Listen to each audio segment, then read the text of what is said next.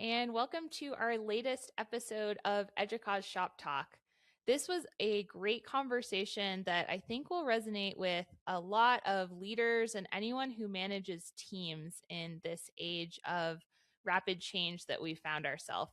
In this conversation, Jenay and I talk with Tacy, Holliday, and Joseph Drasin about their latest research and Educause review article on identifying change fatigue in teams.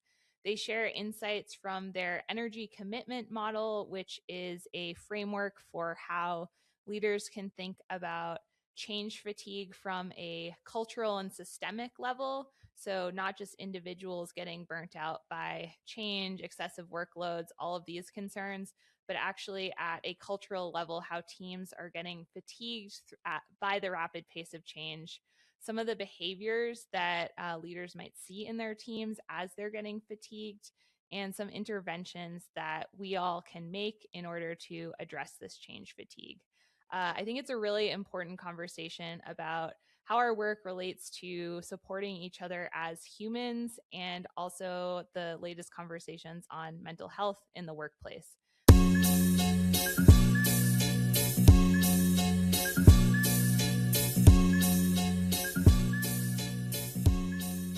Hello, everyone, and welcome to Educause Shop Talk. I'm Sophie White. I'm a content marketing and program manager here at Educause, and I am one of the hosts for today's show. And I'm Jenay Robert. I'm a senior researcher at Educause, and I'm your co-host. Great. And we're really excited today to have two guests to talk to us about some recent research that they did and an article that they published in Educause Review. On this show, we've really heard a lot lately about change management, how it relates to how the world is changing so quickly, how the proliferation of AI is changing what we do as technologists in higher ed. And we're really excited to see this research because it, based on my perspective, provides some actionable things that we can do to consider how change fatigue is showing up in teams and some ways that we can address them and support teams through change. So the article that our guest wrote is called Identifying Change Fatigue in Teams, Insights from the Energy Commitment Model, and talks about a framework for how we can look at this. So I'll introduce our guests and then we'll jump into it. First, we have Tacy Holliday. Dr. Tacy Holliday is a change leadership expert focused on helping leaders move complex change forward without losing trust or burning out their teams. She's a director at a technology consulting firm and a faculty member in the Doctor of Business Administration program at the University of Maryland Global Campus. She brings 20 years of higher education experience and holds a PhD in organizational psychology. Thanks, Tacy, for being with us. Thanks, Sophie. Excited to be here. Great. And Joseph Drasin, I should have asked how to pronounce your name. Is it Drasin or Drasin? Drasin. Drasin. Okay. Thank you. Dr. Joseph Drasin is the Assistant Vice President for Service Strategy in the Division of Information Technology at the University of Maryland College Park and a member of the faculty. In his role, he leads efforts to improve campus operations and organizational effectiveness, as well as conducts research and publishes on topics related to organizational development, change management, and leadership. His professional background has focused on the development of high-performing teams and organizations, being a successful turnaround expert for struggling organizations, and helping leaders prepare their organizations for significant change. Thanks for being with us, Joseph. Thank you very much for having me. Excited for the conversation. Great. Helping turn struggling organizations around. I'm curious to hear about that. That sounds like a hard job, and it made me think of, what is that show about? Restaurants that are in trouble and people go in to save them. That's kind of like what you're Kitchen Nightmares or something like that. Yeah. I guess it was kind of the organizational version of that. My early career I was a consultant largely, though I did some internal work in the medical field, biotech, some space exploration, and organizations particularly going through a lot of mergers and acquisitions, go through very challenging experiences. And so I got to work on that. You kind of joke that it is very challenging work, but you're often given a very challenging thing, so you kind of know where to go what up. Fair So, enough. and it led to the kind of area of research that I work in and the areas I work in. So it was a really positive experience. And I still enjoy, helping organizations get better and make a better environment for their staff, which I think is what a lot of us really are here for. Mm-hmm. Absolutely. Yeah, that sounds like really meaningful work. I'm sure that's satisfying to see them able to turn around or grow in some way as a result of your work. So let's jump into it. I'm curious, we'll link the article that we're discussing in the show notes for this show, but I'm curious what inspired this research that you two have been doing. And can you start with just the inception story of it? I'll start with a little bit and then I'll let Tacy take over because I was trying to actually remember this earlier today. Um, as I said, my background was in organizational change, and my doctoral work was in management, but essentially in organizational psychology and how people experience stress during large scale change. I worked in and observed a lot of mergers and acquisitions, and really interested in finding the factors that made such changes successful or not, and how people experienced it. So that was my background. Tacy and I worked together. We taught together in a doctoral program. Um, and, she reached out and said, "Hey, I'd like to do a paper." And we were actually sitting around and basically like, what is the problem we experience? And it is that we work in change management. And what is happening right now, and this is what, 3 or 4 years ago, 3 years probably ago, Mm-hmm. is just something's different. Something's weird. It's not the normal change management world and what is going on. And we kind of had an inkling that it was something about COVID, something fundamentally had changed, but that's what led us down kind of this conversation. And, we built our previous paper was this energy commitment model where it seemed that a lot of the challenge with traditional change management, which is a lot about creating desirability, making people want to engage, didn't seem to be enough. Like people were just like we kept using the word like exhausted. They want to do it, they just physically are exhausted. And so that's kind of what led to this. And once we wrote that I think our first paper was, how do we solve this? And then we realized we not even sure what this is yet. And we've spent now the last two papers trying to figure out what this is. So that's kind of, I didn't, Casey, if you've done a lot more in kind of the nitty gritty of it. Yeah, I mean, I think I was missing scholarship. I was very practitioner focused in the work that I was doing. I was interested in writing a paper and reached out to Joseph because we have this shared interest in how do you lead change. And I think what's at the heart of that is really how do you take care of not only the mission, but the people that you need to take care of that are part of that mission, and ultimately trickling down into the students that we serve that are at the heart of these institutions. And so we, like Joseph was saying, we were like, okay, what is it that we're seeing? What's different? I really think that we're in a bit of a new era with change because people have like stacked changes happening in their life, from what's happening in the political environment to AI and all those different types of things. So it's like we are human beings at work. It's not just we're trying to implement this system. It's everything going on. We bring our whole selves to the office in, whatever appropriate and professional ways we can, but we're impacted by all those things. And so is there something really different in terms of leading change right now? We think so. And I think what we ended up seeing was that, fatigued teams, they don't need better speeches. They need more targeted support. And that's really what kind of directed this research. What does that look like? Yeah, I'm really interested in this idea of like like you were saying, Joseph, like something's weird right now, and the sense of fatigue being different. It's something I think about a lot because a lot of my research focuses on how the recent advancements in AI are impacting higher education. And a lot of what people talk about related to AI is that these technologies will enable us to do more and more and more. And I think about this so much about at what point are we going to be so saturated with more that we physically can't carry on. We just can't do it anymore. So I wonder also if you saw that in your research. Yeah, we kind of looked at it at three levels because, again, traditionally change management thinks about how many changes an organizational dealing with. We're reorging, we're implementing a new IT system, we have a new vice president, those kind of changes. And it's always been recognized like people do have capacity.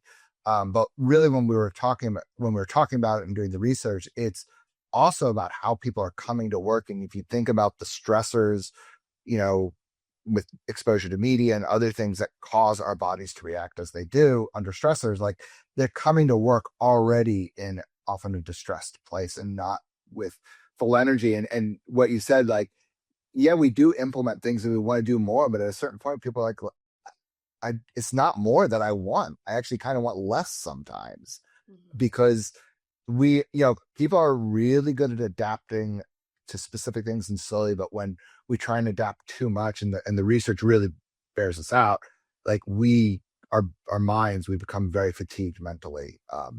It's overwhelming to us, and people then react in ways that are very rational, but can look very irrational.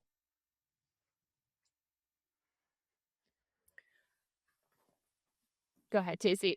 I was going to say that when we were starting to put together what we were seeing, one of the first things that we wanted to do was say, you kind of validate that. Are we just seeing this, or other people seeing that? And one of the reasons that we wanted to do research as opposed to just write up kind of a thought paper around this was to see if everyone was experiencing what we thought they were experiencing too. And we saw that in the responses with our survey, where we had about 90% of the people that responded said, yeah, we're experiencing either moderate or high change fatigue. We're seeing it in our teams. So that to us said that we were onto something that could be, really valuable for people here. How do you lead change in a fatigued environment versus leading change when everybody's, has all the fuel in the tank? And they're different things. Yeah. And when that research came back, like when it first goes out, I was like, it's like anytime you're doing a survey, it's like, I wonder what we're going to get back. And like, when it came back, it was so overwhelming.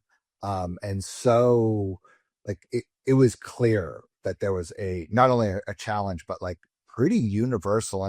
And we were doing this in higher ed. I don't think there's anything, I think higher ed's under a lot of stress and a lot of change for sure. But I think, this is pretty universal. And one of the things that came out of it, which I've talked to a lot of people about when I do workshops and talk to leaders about this, is one of the things that came out in the data, which I didn't expect to see,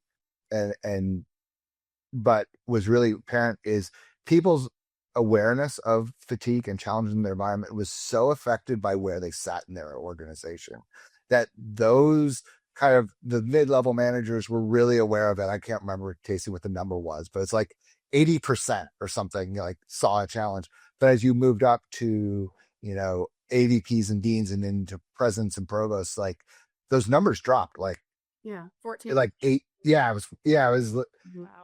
Which was, and of course now we have the question, like we have 100 hypotheses as to why that is. And I think, but it's a really important lesson for leaders, particularly as you move up in the organization, is you may be more disconnected, but what's happening. To me, that was like a really powerful, again, not something I expected to see or we thought was going to come out, but is one of those really telling things about how much can be happening in an organization the leadership may be missing out on. Mm-hmm.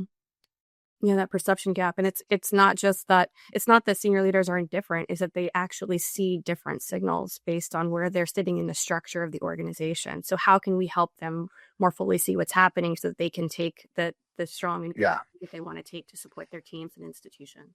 And I'm not sure like how much of it is like you're like what you said about like there's like physical proximity, like you're just not as close to the front line, so you may not observe it, and how much is like an internal bias. I'm a leader, I'm supposed to bring change, and so I don't want to believe that there's a potential barrier.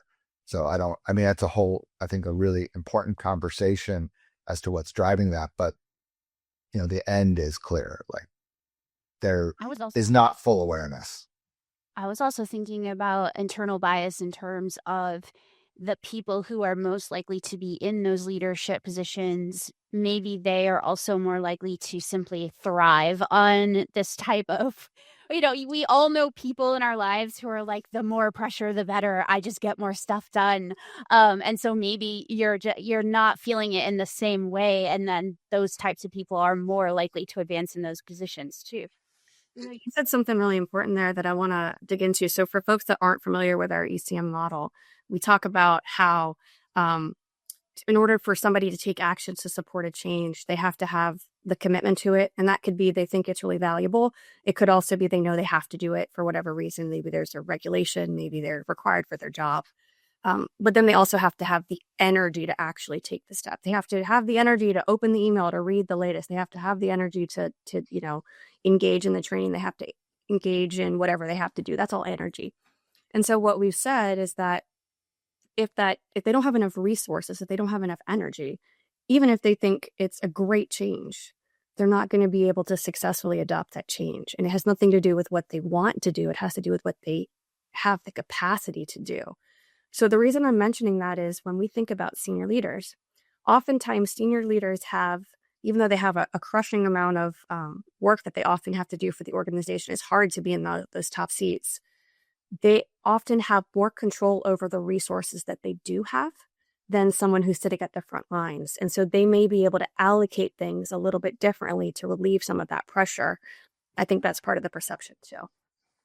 Yeah, no, I'm thinking about this now, and I've thought about it. That is it that people at top also have more personal resources, that they have more access to self-care. Though certainly knowing the senior leaders I know, they work an insane amount. Yeah. And I'm not sure they ever take a vacation. So it is really interesting how much comes into the locus of control that I feel I have control over in my environment, so I'm less affected by some of these stressors. Um, that's a really interesting avenue to go down. Mm-hmm.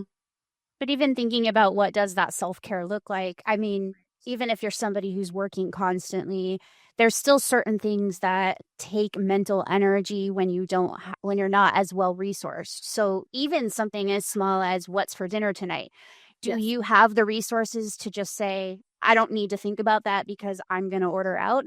Or are you on a budget and you can't think about ordering out? You really have to put thought into, do I have groceries? Can I buy groceries? In some cases, it's can I buy groceries? Those types of things that you can't outsource. I think that all adds to the energy that you have available, or detracts from it, as the case may be. Exactly. Yeah. And I think that was a big piece of this, which is, I think, one of the things that's very challenging for organizations is so much of this is things outside of their control. Like,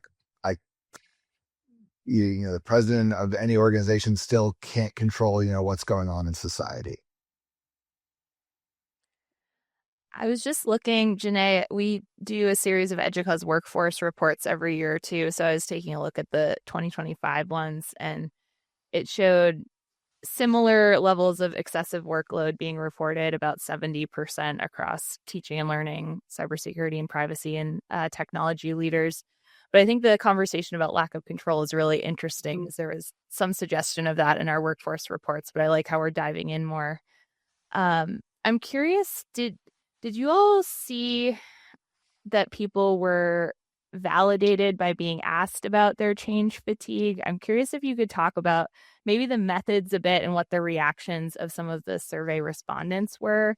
I know with a lot of discussions around mental health, having someone say, "Oh, I see you, and I know that you're going through this hard time," can be validating and maybe some kind of intervention in a way. So I'm curious what the methods and responses have been like. I can share a little bit. We didn't just do a casual survey. Like, we went through a whole IRB process to get this research approved and things like that, because we wanted to make sure that we were bringing good data back to the population that would use this.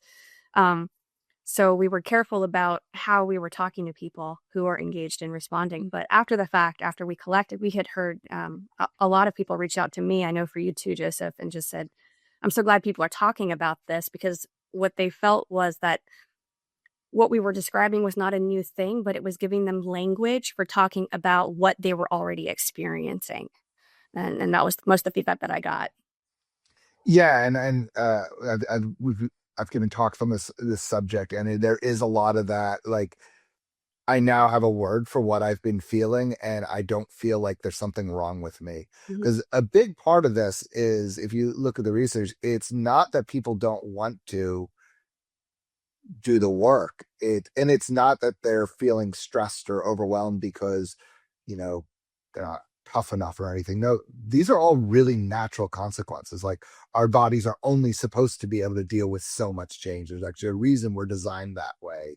And so when people hear that, like, what I'm experiencing is pretty universal and it's to be expected, like, it doesn't make things better in of itself, but it does make people feel like I'm not alone. I and people are concerned about this, and hopefully as leaders become more aware of this, there are things that will improve. But just having the problem validated and having language and structure around it has been really helpful. I was talking about in the very beginning, when we first talked about this, our first what we wanted to write about was like, how do we fix this? And it really was, when we started, was like, there's not even a really good, clear, concise definition of what this is when we started. And that was like a couple years ago when we originally started on this. Just getting our hands around that then allowed us to kind of step into, okay, what are the factors and the framework that kind of drive it? And then eventually, like, what can we actually do about this? Yeah, I had a senior leader reach out to me yesterday and share that she'd read the article and that she was rethinking some of the initiatives that she was working on. She's like, I'm starting to think about this in terms of what I have to get done and where I have a little bit of control to just kind of take care of the team. And so maybe we don't have to do this tool adoption right this second, and it's not going to hurt our mission. So it was exciting to hear how people are already putting this into place in their decision making and their work as well. Yeah, and I've had the same, not just implementation, but even things like reorganizations, which are one of those things that are particularly challenging during fatigue. Yes. I've had people say, like, we're going to delay that, or we're going to hold it off. We're going to try and minimize it till maybe next year, just because we've already implemented 3 new IT systems. Let's not throw one more thing on top of people. Mm-hmm. Mm-hmm. This is encouraging. I've seen a bit at our conference lately around EAB put out a doing less with less framework, which I think is really encouraging, because I feel like we were on this trend of doing more with less for a while. So actually looking at how leaders can cut in their strategic planning the amount of work that they're expecting their teams to do feels so valuable. And I like how you're putting a framework. I'm going back to what you said too, Joseph, about it being a weird time. And I think I've felt that. And I think we also saw there's a period where we were joking about everything was unprecedented. That word kept showing up. And I haven't even seen that happening as much anymore. It feels like everyone's maybe just resigned to this fact that change is happening so quickly. I'm curious if you could talk a bit about some of the behaviors that you identified through the research of when teams are experiencing change fatigue, what that actually looks like in terms of individual behaviors and team behaviors, and then we can move on to maybe some interventions that leaders can think about enacting. I can take that. So we looked at a number of different behaviors, and there were 5 that we found supported in the research that we did. And these are, team behaviors. So one was errors and oversights in work. So if you're starting to see mistakes happening. Next one was last minute absences, people kind of not showing up to work, taking leave, things like that, suggesting that, their systems are overloaded, they have stuff going on. Slower output. Maybe they're just not working at the same speed as before. Things are getting jammed up. Fewer ideas and initiative. And what we saw there was, maybe somebody that it normally speaks up or normally suggests new things, maybe they're taking a step back. They don't have the capacity to suggest more right now. And particularly, in the strongest signal that we saw was around collaboration breakdowns. So if you think about it, as an individual, you're using your own resources to get work done, but there's also kind of this pool of resources. You're working with other people. You're getting support, ideas from other people. As one person gets strained, as more people get strained, there's less collective capacity that you can draw from. And so those relationships break down. There's tension in the relationships. Collaboration breaks down, and then so kind of has an impact on everybody. So it kind of almost feeds itself a bit. Yeah, and those first 3 things I weren't really surprising. Other literature suggested it, and I think if you ask most people, like, if someone's fatigued, they'd be like, well, they're probably not going to work as hard. They're going to make more errors because their executive functions are somewhat dampened. Like, it was those last 2 that they surprised me, and they shouldn't have, because the minute you start thinking about it, the person who normally comes up with ideas, both their own executive functions may be, they're stressed. So they may not be coming up with as many ideas, but also, and I think a lot of us have probably experienced it, it's like, I have an idea of how we could fix this, but do I really want to add one more thing that I'm going to suggest and get tapped to actually do it?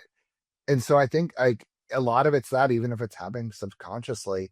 And the last one I think is really interesting because a lot of people, and I've talked to several people about that, like when you become stressed or you're having a challenge in your personal life, a lot of people, the first thing they do is they reach out to friends, they reach out to family. Like we're social creatures, we have social networks. That's what we look to for support. But in this environment, it's like the opposite is happening. People are putting up walls, they're becoming more insular, they're not sharing, which I think is it's the opposite of how we'd expect people to act, is something that's really interesting and needs to be explored and want to explore even more. But the impact, and like as Tacy said, it was our strongest indicator, is like people stop collaborating, which of course as an organization is the last thing you want to have happen when you're trying to implement large scale change. You need that collaboration.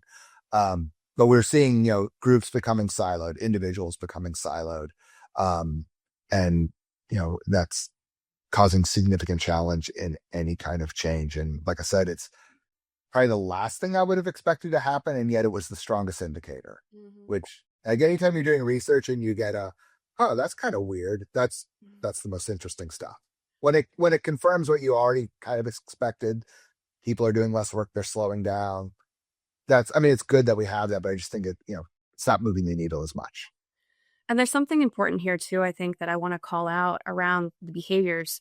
That doesn't mean that if somebody we all have off days, right? So when we're talking about change fatigue, we're talking about like a cluster of patterns. We're talking about over time, and that's important. But part of why I think this is valuable is that what we say something is, or how we label or describe something, that tends to be the frame that we use to solve the problem. And so thinking about this in terms of someone is fatigued and they have a really good reason to be fatigued, invites a different solution, a different type of leadership than thinking like it's like this othering that sometimes happens in organizations where I'm doing what I need to do, but the problem is over here. It's with the administration, it's with the faculty, it's with whoever it's with, right? And so I think by thinking about this, we are all going through a lot right now. It helps us turn towards each other as opposed to like turning on each other. And I think we need more of that right now. I think it's a really helpful way of thinking of it, particularly because I think the type of fatigue that we're talking about is coming from more systemic problems rather than individual sets of circumstances. And you could easily see in a leadership position, you could easily get caught in the trap of seeing some of these behaviors and thinking this person is struggling and maybe they need to be on an improvement plan, or they need to try harder, they need to do better at their job. And you could even see it going into formal actions, right, that could impact the person's job. And so I think the framing that you're putting on this to start that would signal to leaders we can open up conversations about fatigue, and is this a systemic issue? Is this something we need to address across the organization or at least across the team? 100%. And there's a couple pieces to that. Absolutely. It often can be seen when people are fatigued that cynicism goes up, incivility goes up, and some of these other things. So it is very easy to see it as, this person's, it's a problem with them. But one of the things also that came out is fatigue, while it is experienced by individuals, it really is an organizational state. Like your organization is fatigued. It's not a issue with a single person. And then I think this comes back to that other piece that leaders are usually the drivers of change, and are also sometimes the most ignorant of this state in their organizations. And they take on a lot of responsibility, which is why we try and speak to a lot of leaders out there and why we try and publish this content, to make them aware that there is this environment, and they, because of their position, because of their biases, all these things we talked about previously, like maybe somewhat ignorant of it, and they may be coming to conclusions that are incorrect and not helpful. Like a person who is fatigued, particularly if you many of us have been in this situation where you're a manager, you have a high performer who stops performing well. Like your thought should be, okay, what has changed in their environment? Like they didn't just suddenly become a somebody who doesn't care about their work. Something is precluding them from. And while it's not our job to solve everyone's problems, we do have some responsibility to recognize that and think about it and provide the support we can.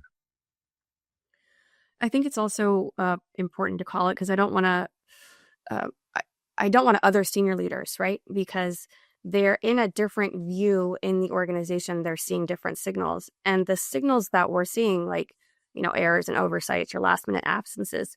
Usually, it's the direct supervisor that's seeing that behavior most quickly. And so, what we have is a perception gap through how the organization is structured, where we need to connect the dots and what's happening on the ground, so to speak, with the people who are controlling the resources, the pacing of the change. I don't think, I think this is not anyone's fault. This is like how things are operating now. And how do we come together from the different vantage points that we have, share that information about what people need and chart those solutions together. Absolutely. And it's interesting when you're talking about that. I was thinking, like, as higher education, like we're actually changing and adapting faster than we ever have. Absolutely. And it's interesting that this environment is happening while we're in some ways being as successful as we've ever been in that regard.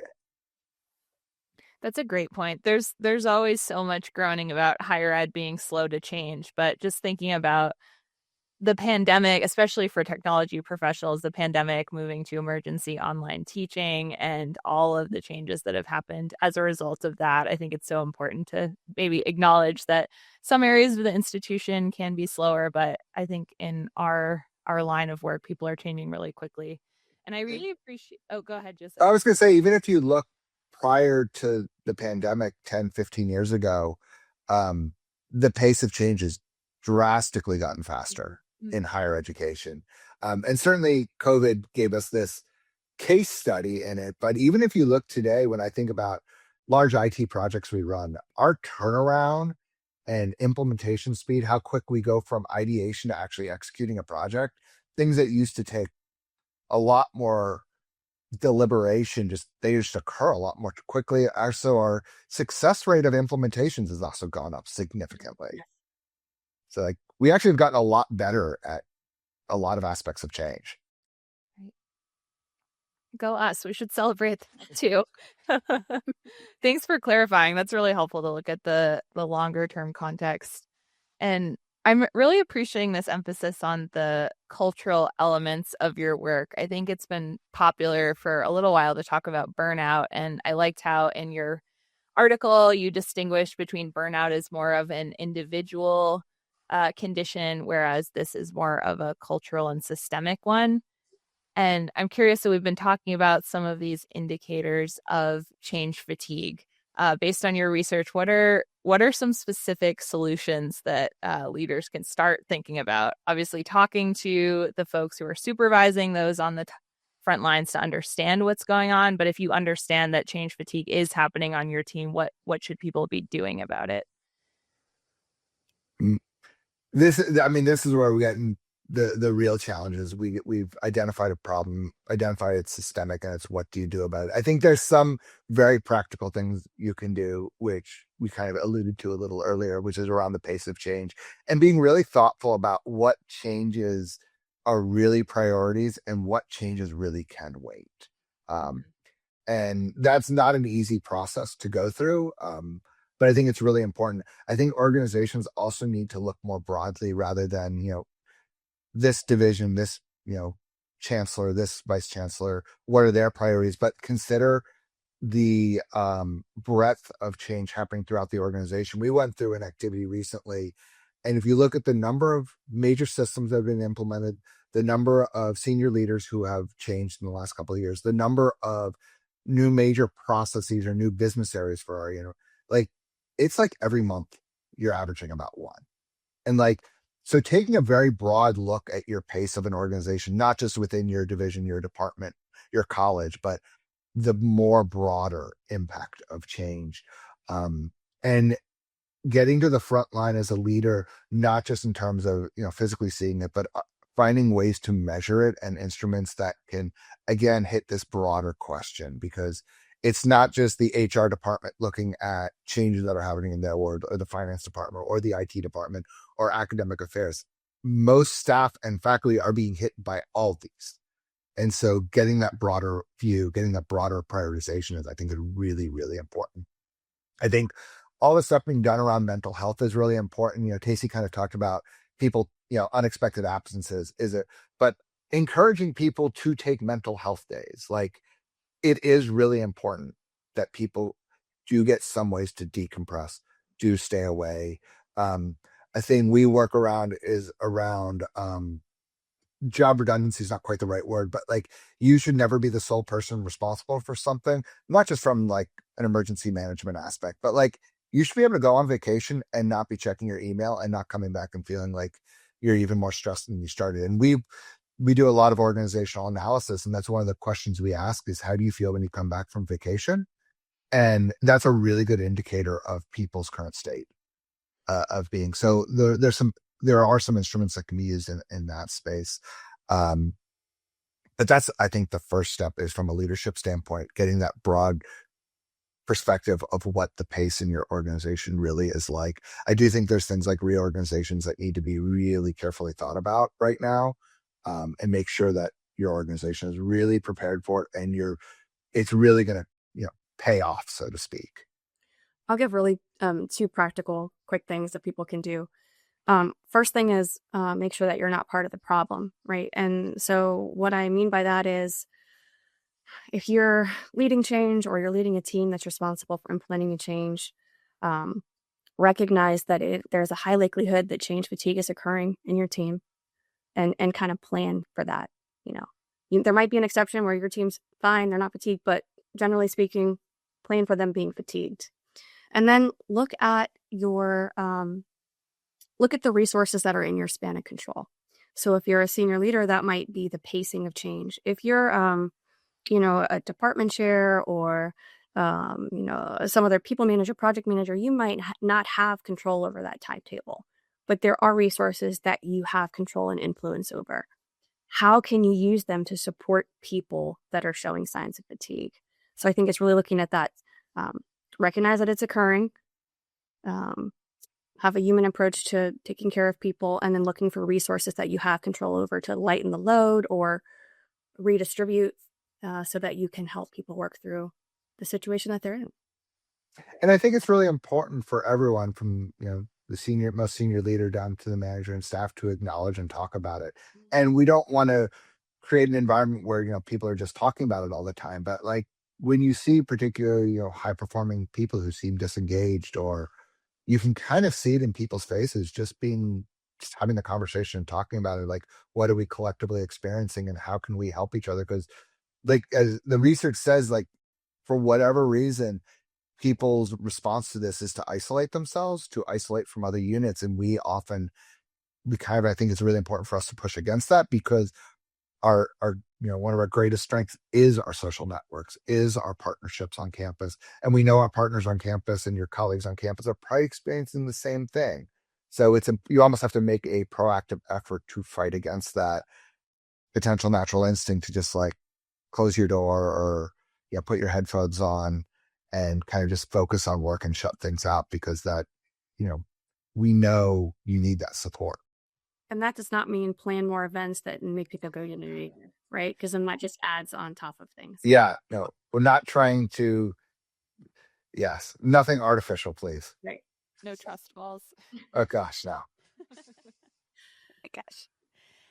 Something that you mentioned earlier that I'd like to return to as we're thinking about actionable advice for people is this unique position of, I guess, for lack of a better phrase, middle management, people who have direct reports, but then are also reporting to some senior leadership. And I think that's a really interesting space for this topic, because you're best positioned to observe a lot of these behaviors, but then you also probably lack some of the power that you would need to change some of the things that are impacting fatigue. So do you have specific advice for people in that middle position? I can talk a little bit about that, and then Joseph, if you want to jump in.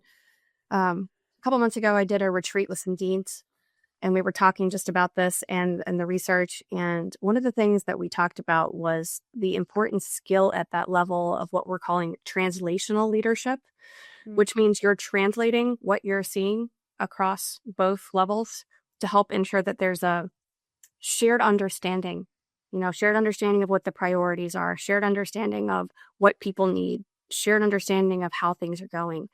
And that deans, directors, middle managers in organizations can play a really important role in making things, even simple things can make things a little bit easier.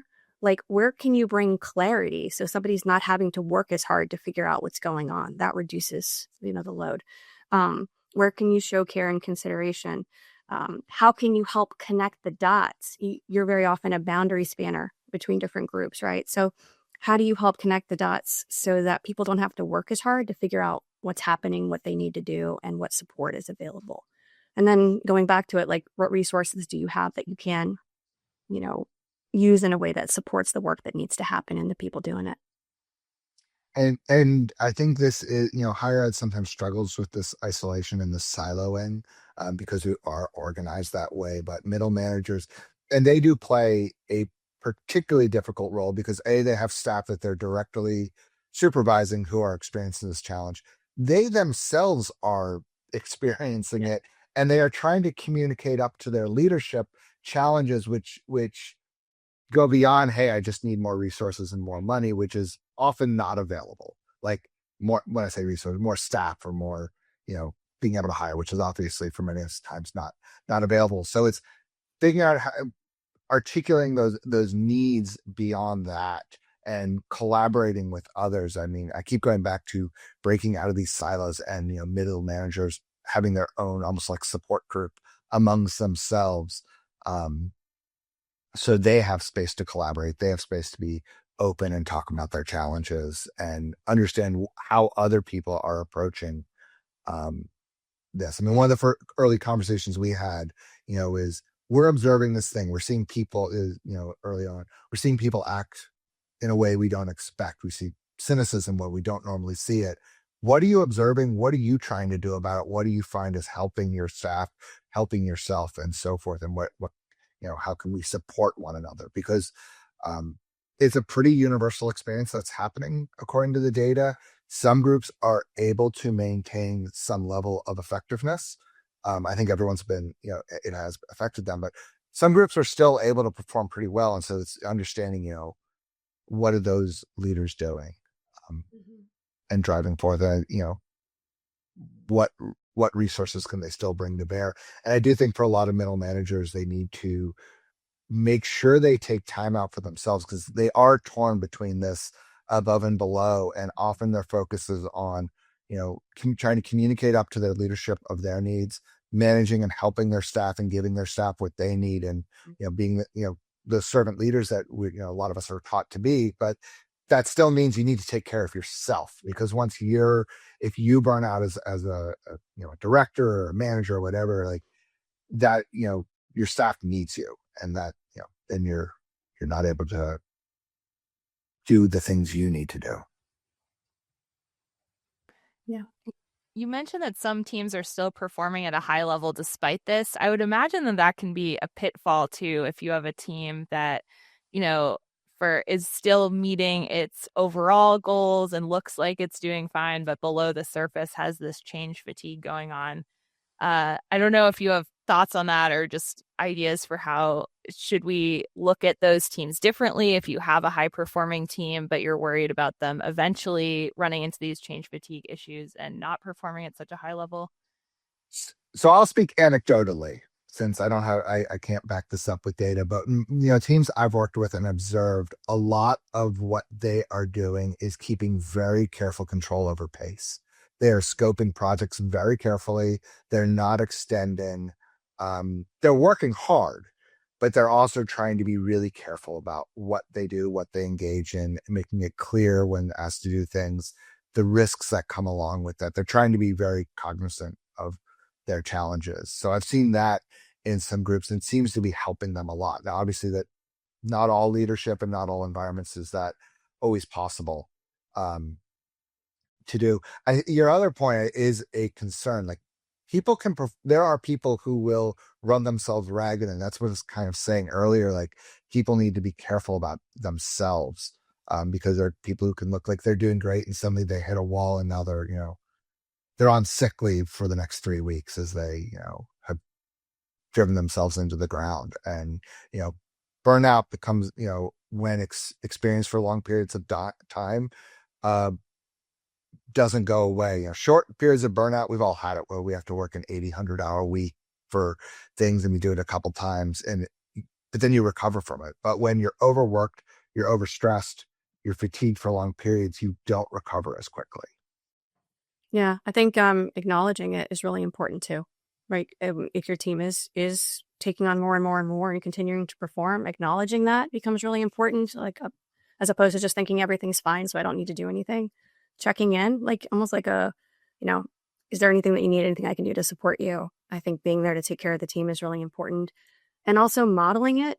It can even be simple things like I have something in my email signature that says, my work hours may not be the same as your work hours. Right. So if I'm sending you an email at this particular time, it doesn't mean that I'm expecting you at 10 o'clock at night to send me an email.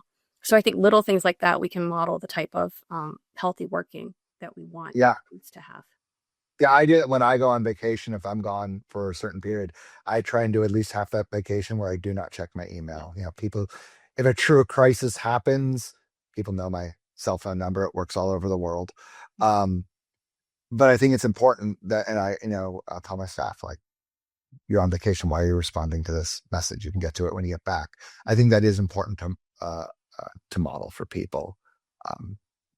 And again, like taking time off, particularly in higher education, a lot of us do have a good amount of vacation time. And I know we're under pressure to get things done, but those times of true release from work are incredibly healthy. Mm-hmm. Something we haven't talked about, and I wonder if it's because we're just all like-minded and it kind of goes without saying, but maybe it would help to talk about this for our listeners, is the so what of all of this. I mean, at the end of the day, I could imagine that there are some leaders who would react to this information by saying, people need to figure out their own burnout issues. That's not my problem.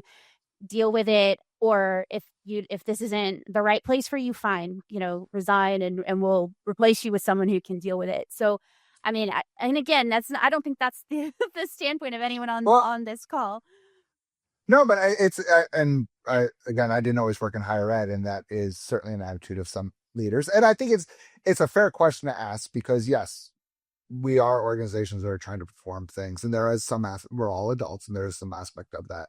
But I would say we know that going through staff is very expensive. Severing with staff is expensive. Rehiring is expensive.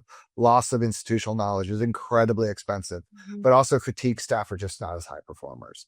And so there's actually a huge cost to you. And leaders who can create high performing teams get huge amounts of productivity out of that. And we know that from all the research around, highly performing teams says that. And even the early change management literature, the reason change management became a thing was not just because we want to improve people's experience, but we'd like our projects to be successful, and we'd like to not spend millions of dollars implementing things that don't work and all those kind of things. And I did want to say, because to your comment, like, just we've kind of glossed over this, but good quality leadership and good quality change management practices are still the bedrock of all of this. Like being a good leader and all those leader competencies that we have been talked about for a long time are still critical and really important, and good change management practices and principles are still really important. And so I don't want to get away from that too much, because we need to acknowledge that and recognize, like, without those, none of this works anyway. Yeah, and I think it would be wrong to have as a takeaway from this, oh, people are tired, take it easy. That's not what we're saying. What we're saying is that you are going to have to lead people, or are already leading people who are fatigued, and how you support them through a change needs to be a little bit different, taking into account how you can help with the resources that they need to be successful. By focusing your energy on that, you as a leader are going to help your organization be successful. Because we're not just changing to change in higher education. We're changing because, the workforces that our students are going into are different from how they were. The technology that we have to use is different. The regulations, the policy, the government, everything's different. We're changing to make a better organization for the people that we serve, right? We want those changes to be successful. So by thinking a little bit differently about how you lead change, you can help your teams and organizations be successful, and ultimately our students. That's the whole point of all of this. Yeah, and what you said there is like you're already doing this as a leader. You are leading most likely a fatigued environment. Hopefully this helps you be more effective at it so you can be a better leader, so you can achieve your organization's goals and so forth. Exactly. Thanks for bringing it back to the mission. I think that's really important in all of this, to think about how we can better serve our students and the goals of the institutions by supporting our people. And I was going to say, I think we're in a mission-based organization. I've worked in healthcare, space exploration, a lot of these fields where like people who work there care about the mission. And I think it is really important to constantly keep us connected to it. Some of us work with students directly or work with researchers or work with service directly, so we get it. Some of us are a couple steps away from it. So finding ways actually to reconnect people to the mission, I do think really, I can speak for myself and for others. I see it does really reinvigorate people. Yeah. Yeah, we've seen a lot of that in the leadership type of discussions that we've had. One on institutional resilience earlier this year really focused on making sure people understand how the specific work they do connects to the mission. Mm-hmm. Before we wrap it up, I'm curious if you two have any future plans for this research. Where do you think this is going? What's your next project related to the energy commitment model? If you're comfortable sharing it, or we can keep it a secret. We were actually talking this morning. We had our meeting to talk through the next article that we're working on. We could preview it a little bit. I think you want to take it, Joseph. Chat with it a little bit. Sure. So when we left our last article, we kind of had broke it down into different types of change, and that this is probably a little different, whether whether it's a process change, a people change, technology, whatever. And so both of us, since we both work, both our organizations work with large scale kind of IT implementations, we kind of want to dive into that as a case study of specifically, if you're implementing a large IT, how does fatigue, and let's try and refine some of these findings and recommendations for that specific environment. We kind of thought, like, after coming out of our last paper, like we could have a whole series of like 4 or 5 or 6 different types of changes. How does this really, like a case study almost of it, how does this really play out? So that's where we're thinking of going next. Yeah. Beautiful. Thanks for the sneak peek. I'm excited to see that come out. And we always joke, as people actually have to do this, we're like, I really want to find the answer to this, because we're also dealing with this every day. Mm-hmm. And although we didn't study the student population, we studied higher education, the workforce. I think a lot of what we're seeing around change fatigue is also relevant for our students. They're also dealing with a lot, and so skills in helping people achieve their goals, helping teams achieve their goals in a fatigue state, translates directly into also how we think about how we serve our students. So I think there's a connection there. Yeah. Beautiful. Well, thank you both so much for this conversation. I'm leaving inspired, and like we talked about, just being able to put a finger on this weird time that we are in and understand how we support teams through this type of change fatigue and the interventions we can make has been so powerful. So thank you for doing this really important work for all of us and for our students and for the good of higher ed. We really appreciate it. Yeah. Thank you for having us and allowing us to share it. Yep.